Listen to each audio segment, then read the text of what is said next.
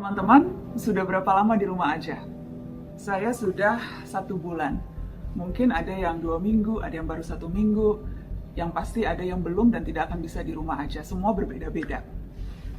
Saya banyak sekali ditanya oleh banyak sekali orang, hampir semua orang yang saya kenal. Nah, kapan sih pandemi corona ini akan berakhir? Sampai kapan kita harus di rumah aja? Ada yang menebak sambil berharap, sebulan lagi ya? 2 bulan lagi ya? Ada yang memprediksi pandemi ini masih akan berlangsung panjang sampai setahunan lagi. Mana yang benar?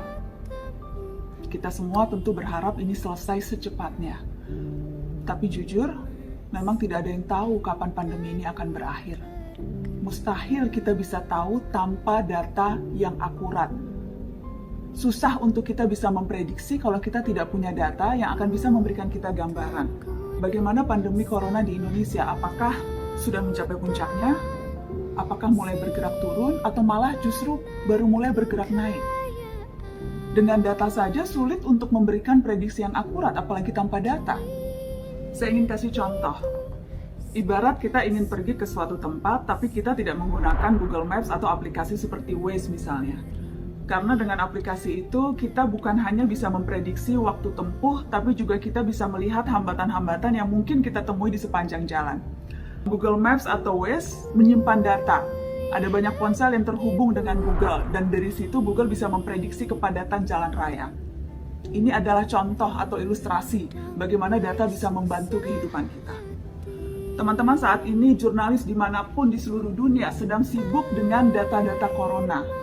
Berapa banyak yang terkonfirmasi positif, berapa banyak yang sembuh, berapa banyak yang meninggal, seberapa cepat penyebarannya, seberapa besar dampaknya.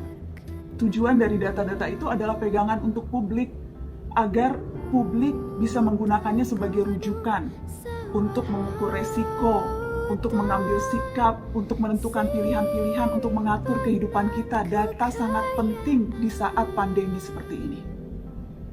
Masalahnya, data-data terkait corona ini terus bergerak.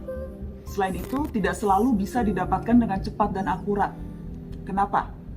Sebagian karena pemerintahnya cenderung tertutup, sebagian lagi karena sinkronisasi data yang tidak lancar, sisanya karena karakter virus corona yang memang sulit dideteksi. Kemarin negatif, besok bisa positif. Masa inkubasinya saja bisa sampai 2 minggu. Selama ini, jurnalis selalu bersanding dengan ilmuwan untuk menyampaikan fakta. Masalahnya lagi, hingga hari ini, para ilmuwan pun belum sampai pada konklusi yang sama tentang virus corona. Berbagai hal yang ditemukan sifatnya masih sementara, berbeda-beda. Ada yang bilang virus ini akan lenyap seiring dengan bergantinya musim. Ada yang bilang seseorang tidak mungkin tertular 2 kali. Ada yang menyebut kina bisa menghambat corona. Ada yang menyebut sebaliknya, berbeda-beda. Belum ada suara bulat. Para ilmuwan masih terus mempelajarinya karena sekali lagi, virus ini adalah virus yang benar-benar baru. Masih terlalu sedikit yang kita tahu sekarang. Hari ini, satu-satunya kepastian adalah ketidakpastian itu sendiri. Kita menghadapi kenyataan yang benar-benar baru. Tentunya kita berharap segalanya segera kembali normal, bisa beraktivitas seperti biasa. Tetapi daripada berharap pada sesuatu yang belum jelas, ketimbang merancang sesuatu yang muluk-muluk, lebih baik kita mempersiapkan diri menghadapi situasi-situasi yang tidak ideal, supaya tidak kaget, biar kita lebih siap. Virus ini terbukti telah mengubah kebiasaan sehari-hari kita dalam waktu singkat, dan tidak ada yang tahu sampai kapan ini berlangsung. Kita harus bersiap pada kemungkinan drastis. Sejak hari ini, hidup umat manusia memang tidak akan pernah sama lagi dengan sebelumnya. Sulit, pasti, berat, sangat. Tapi kita manusia punya modal untuk menghadapi situasi ini. Apa itu? Kemampuan beradaptasi. Tidak ada spesies lain di muka bumi yang kemampuan adaptasinya melebihi manusia. Dengan perlengkapan akal, manusia pernah, sedang, dan akan bisa menyesuaikan diri lebih cepat dibandingkan spesies lain se-ekstrim dan sesulit apapun kondisinya.